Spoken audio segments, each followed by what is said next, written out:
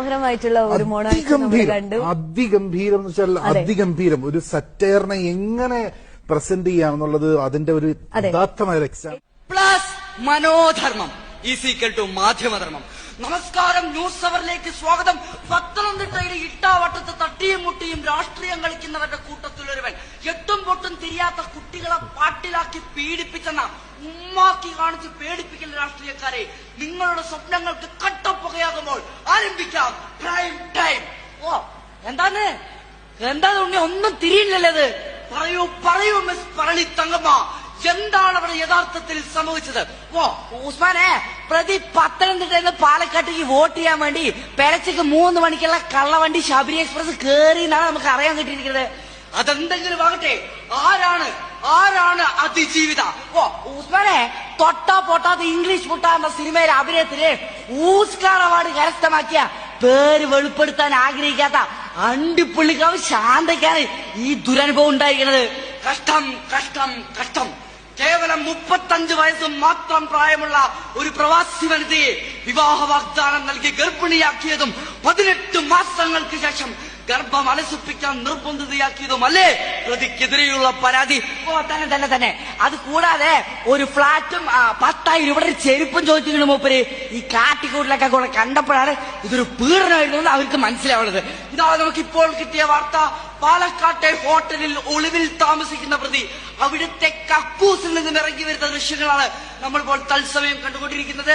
നീലപ്പാഞ്ചും മഞ്ഞ ഷർട്ടുമണിഞ്ഞ പ്രതി അടിവസ്ത്രം മാറ്റിയിട്ടില്ല എന്നാണ് നമുക്ക് മനസ്സിലാക്കുന്നത്. ഓ ഉസ്മാനെ, ഇത് ആദ്യമായി കണ്ടത് നമ്മുടെ ക്യാമറാമാനാണെന്ന്. പീഡനം നടന്ന ഹോട്ടൽ മുറിയിൽ നിന്ന് ക്യാമറാമാൻ കൊണ്ടോട്ട് സുബ്രയോടൊപ്പം കടിക്കാച്ചി പാത്തുമ്മ, പത്തനംതിട്ട. ഇതാ നമുക്ക് എന്താണ് സ്ഥലം, എംപിക്ക് ഇതിനെ കുറിച്ച് എന്താണ് പറയാനുള്ളത് നോക്കാം. ആരാ നിങ്ങളൊക്കെ? ആളാകാൻ വരരുത്.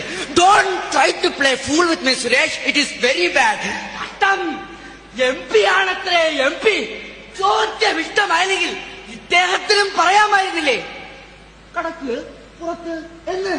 അതുമല്ലെങ്കിൽ ഒരു പ്രത്യേകതരം ആക്ഷൻ കാണിക്കാമായിരുന്നില്ലേ? സൗകര്യമില്ല.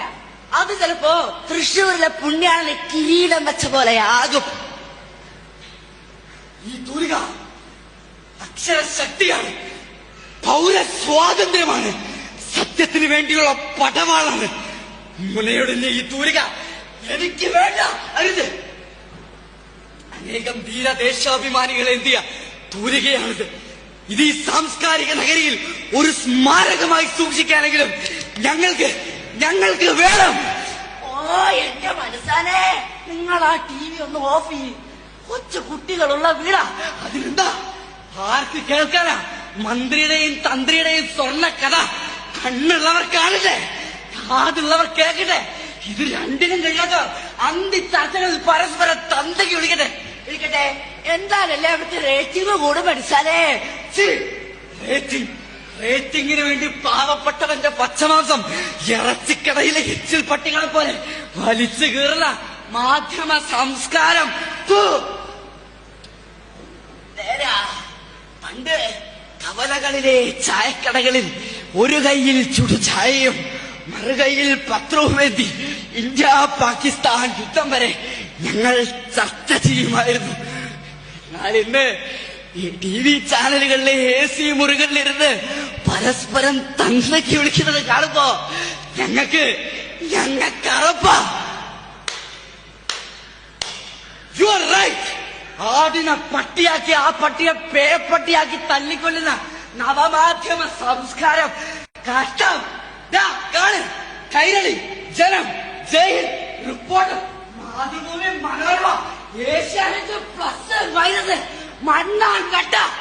ഇതിലാരെയാ നമ്മൾ വിശ്വസിക്കുക? എല്ലാം വിളിച്ചു പറയുന്ന ഈ വിക്കും പട്ടിയോ? ഇവിടെ എന്റെ പട്ടിയെ പോക്കറ്റ് റേഡിയോ നാട്ടിലെങ്ങും പാട്ടായി വീട്ടിലിരിക്കും.